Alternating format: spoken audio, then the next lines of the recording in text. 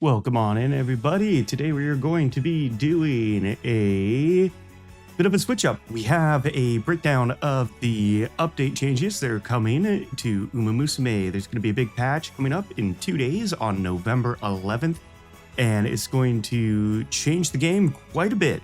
Now, obviously, it will still be the good old same Umamusume that we all love and play, but things will be a little more balanced, and we'll be able to use some of the cards and characters that we have kind of put on the back burner for the meantime. So I'm going to break this video up into 4 separate parts to break down what's going on in this update. So for section number 1, we have a career and resource gains.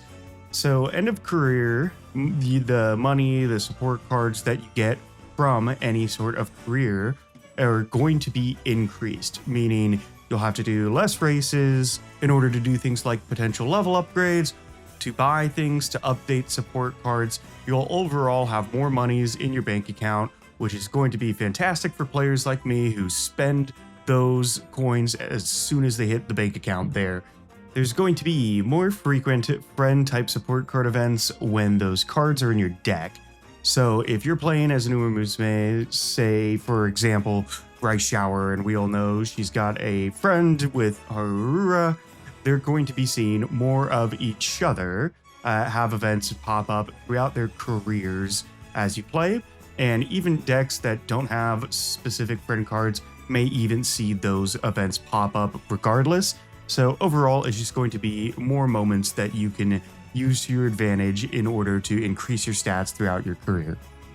Lastly, this one's going to be a bit more general, but many events and choices throughout your career have been updated just to give better gains, whether they're stat increases, skill point increases, or an increase in frequency. Now there are hundreds and hundreds of support cards and legacy card combinations. So at this time, I don't have a breakdown of every single one, as that would probably take months to explain, but just look forward to seeing more events pop up with different characters where you will be getting increased stats, so you should be able to finish your careers with slightly higher rankings and stats than you did previously.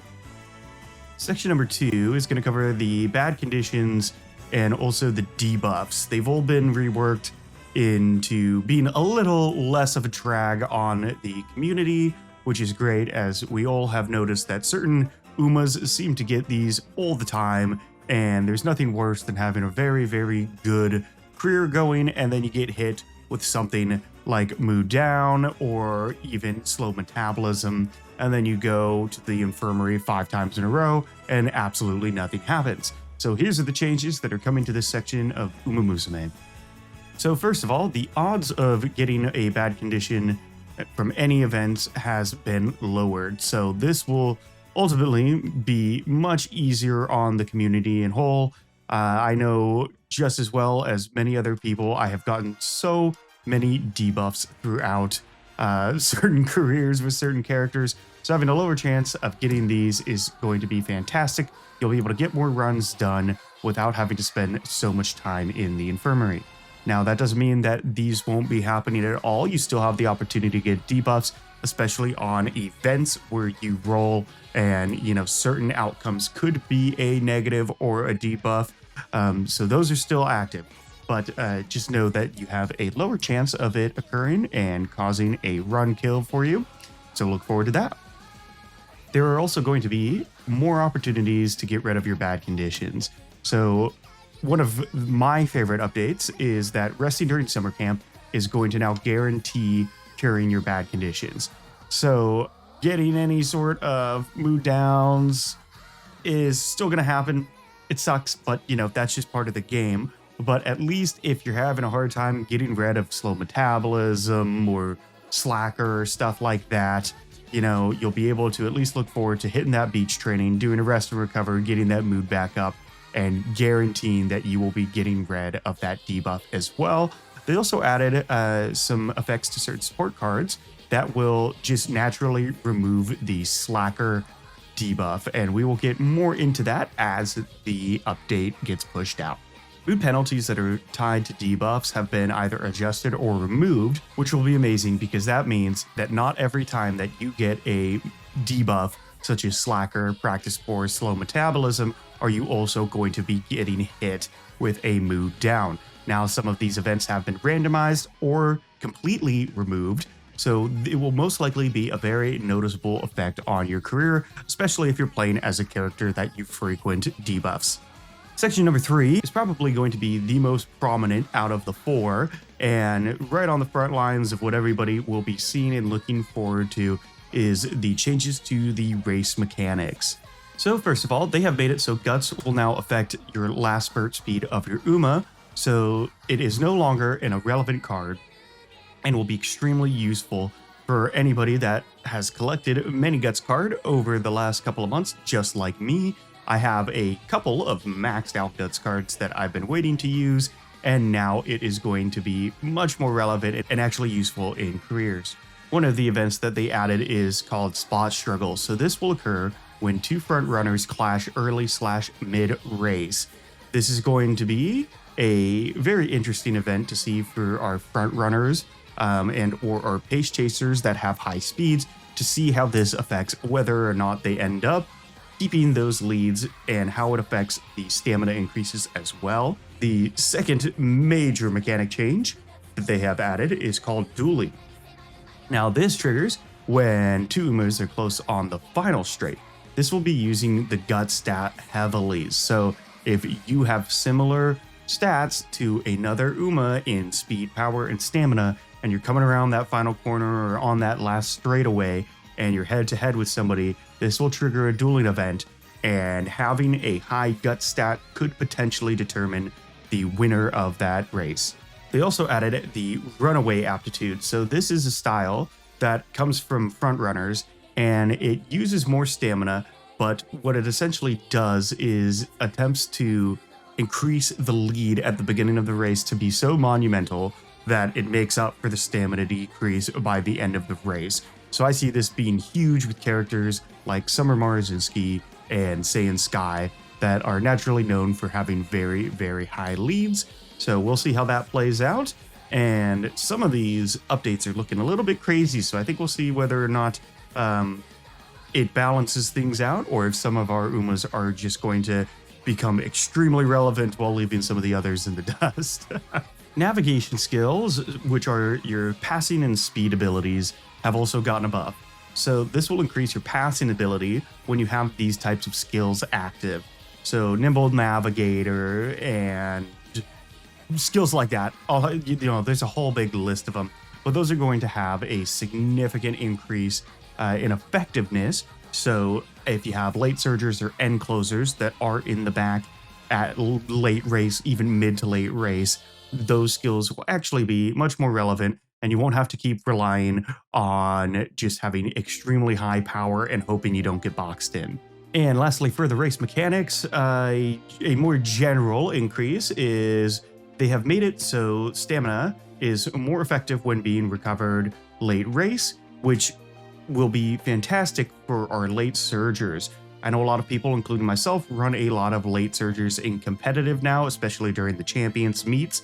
Now, having that super high stamina is going to be even more beneficial, and we might even want to start evening out the guts skill stat there as well, in case we meet each other in some of those endgame duelings. Lastly, we have skill events and adjustments. Now, this is going to be a more general one than the previous 3, mainly because it covers skill cards and events, which there are hundreds, if not thousands of when you look at them at certain combinations. So this is more of a broad spectrum change that is going to be coming to the game.